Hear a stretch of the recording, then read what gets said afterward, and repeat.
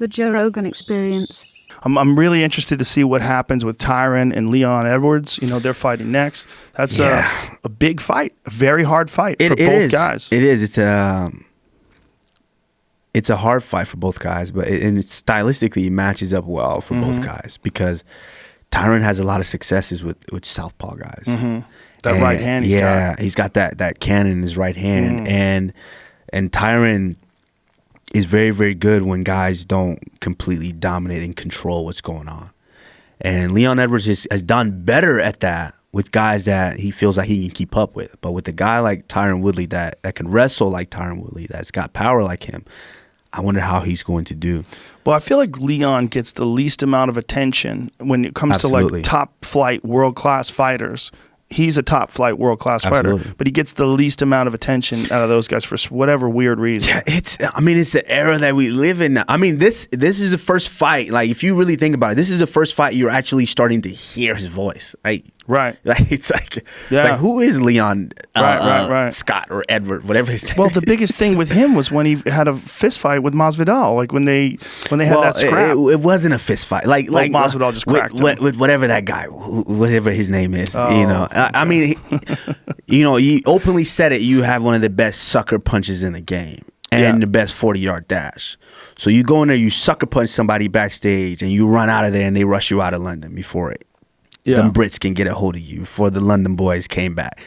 You know, so I mean, that's kind of, unfortunately for Leon, that's kind of what put his name out there. It's kind of crazy too, because when you're in a foreign country and you commit assault, usually they lock you the fuck up. They got him out of there. They got him out of there quick. They got him out of there. But it's weird, like no charges, no nothing. They got him out of there. But isn't that kind of, because there's video. Yes. It's not like we don't know what happened. Yeah, and the crazy thing is he gets praised for that. Yes.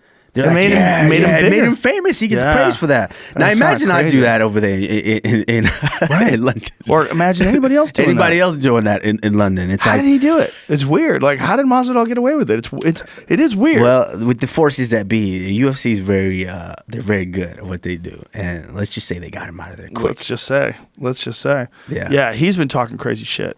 That might be your next fight. What do you think? Do you think that's going to be your next fight?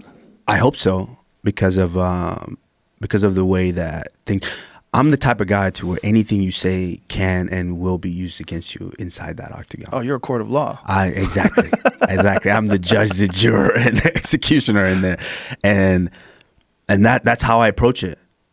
You know, because some guys, you just sign the contract to go fight the guys. Right. But I get obsessed with the fact that I want them to say something. I'm waiting for them to say something. It's a little tougher than the guys that don't really have to say anything. Don't have anything negative to say. It's a little tougher to go in there and and get angry to fight them. And I want them to say something. They do an interview that pops up. My Google alerts on. You know, someone from my team would tell me, boom, someone did this interview about this, check it out. If I have time, I'll watch it. Oh, he said that. Okay. You know, and this guy, it's, you know what? It's funny to see the way it's shifted, like his career has shifted. This is a guy that's been known it for a long, long time. A long time. Yeah. And he was a run-of-the-mill guy. He would win some, lose some, win some, lose some. I mean, you know, not that long ago, he was losing. You know, and a credit to his team as well. You know, they've done a good job at picking the right fights to really get him to where he is now. But do you know what actually happened? You know, his story, he went on a South American game show. Well, yeah, he was 300 pounds before he went and did that. Was he? Like, he was really fat? Bruh, look at pictures. Really?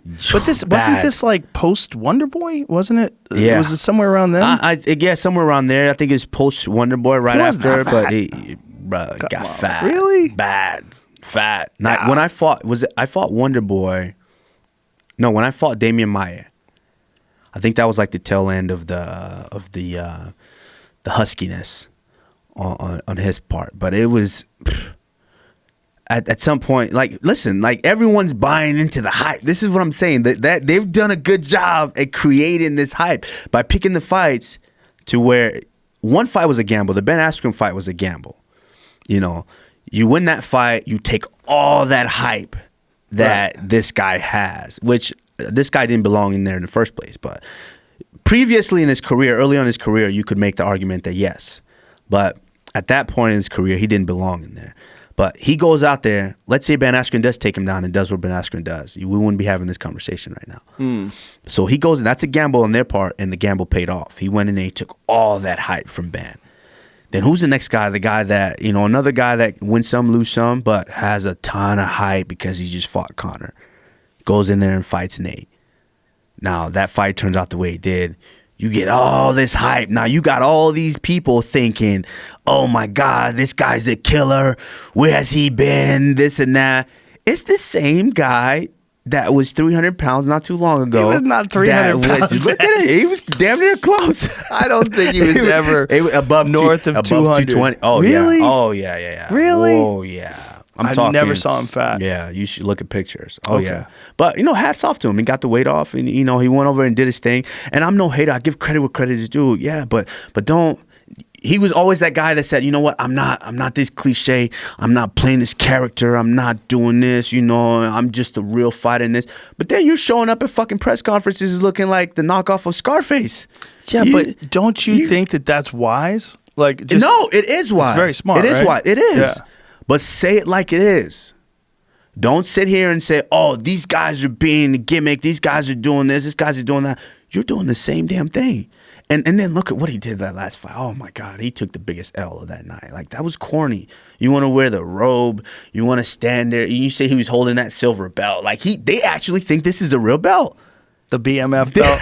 What did you think about that BMF belt? Was that strange? The mediocre fighter belt. They didn't need a BMF belt for this last fight with Conor and Cowboy. They just needed a good matchup. Yeah, right? Absolutely. So why does the BMF belt, is that a one-time thing? It was something they created to kind of hype that fight. They needed. Did they really need a belt though? Did they need a belt? No, they didn't. But if they get loud enough and Dana hears them and Dana sees that, Dana is a very smart man, greatest promoter we've ever seen. And to jump on that, like, you know what, shit, like, let's make him a bad motherfucker belt. Let's make a nice little silver belt, this little is replica. It silver? It's like instead of gold? Yeah, it's like it's a different color? Purplish color. Pull a picture of it. I want to see that thing again. It's a beautiful belt.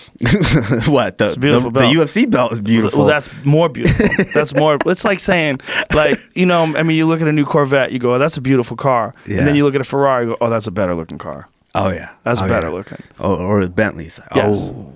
Yes. I want that. It's another level. But but this one's like the Bentley and then the Honda Civic.